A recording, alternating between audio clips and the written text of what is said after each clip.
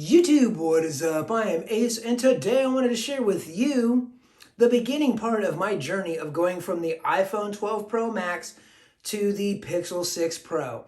Now, I did transfer all my data, swap the SIM, and I've had it for a couple of days. I've got a lot of first impressions, but I wanted to kind of put this video together, just a couple of things, a couple of differences I'm noticing, some small, some big, just stuff, my opinion. So what do you say?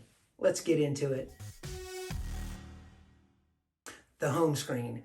Yes, there is customization with the home screen. You do get home screen customization with iOS. However, when you move your widgets around or you move your apps around, sometimes it'll, displace certain apps that you had in a certain area. Here, it's not so bad, and you can really, move it around, and it doesn't move around chunks and everything like that. That's really cool. But the Pixel, that top left-hand corner, you can't remove that, the date or the weather. That's just a fix, and that's, from what I understand, that's a Pixel thing, which, I would love to have been able to replace with, some type of widget. And speaking of widgets, iOS, they did introduce, iOS 14, that they introduced the widgets, which is cool. You tap on the widget and it takes you to the app. However, with the widgets on the Pixel, you can interact with them right on the screen. Like when I'm in YouTube Music, I can thumbs up a song, I can forward to the next track, I can pause and play without ever actually having to go into the app. And even on the lock screen, it does all the same stuff on the lock screen, which is really, really cool. The app switcher is cool on the Pixel. I mean, it's an app switcher, but this, I gotta give the edge to the iPhone and iOS. When you go to app switch on iOS, it kind of shifts everything to the right and kind of does it in a card formation, to where you get more of the apps on the screens to select from. And with the Pixel, you just got to keep kind of swiping. The flashlight. I know this isn't probably a big thing, but it kind of is for me. On iOS, with the flashlight, I can dim it. I've got 4 different stages of, how bright I want the flashlight, from maximum down to low. With the Pixel, it's either on or it's off. And, if I'm up at 5 a.m.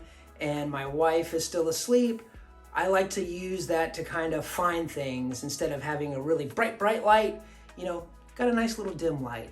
So, don't want to wake up the missus. And another thing that I really kind of miss off of iPhone is being able to move the cursor when I'm in a text message by holding the spacebar down, and then I can move the cursor wherever I want within said message that I'm typing.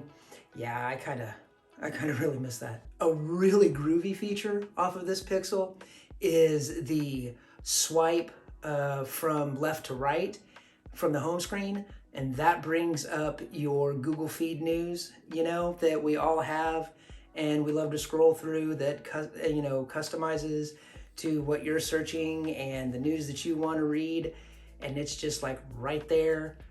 That's very, very groovy. And deleting emails from your email apps, yeah, I kind of like the way that Apple on the iPhone does, where you can select multiple and just kind of quickly go through and delete a bunch of emails at one time. Everybody's got that one email that's just their junk email. And, you kind of quickly peruse and delete. With the Gmail app on the Pixel, you have to, swipe individually, unless I'm missing something. And a lot of this stuff, I might be missing something. If I'm missing something, let me know down in the comments below, because, I want to have, just as good an experience as you guys are having. I want to have those experiences, good, bad, or indifferent. Now, another thing I do miss with my iPhone 12 Pro Max is MagSafe. Even though MagSafe does technically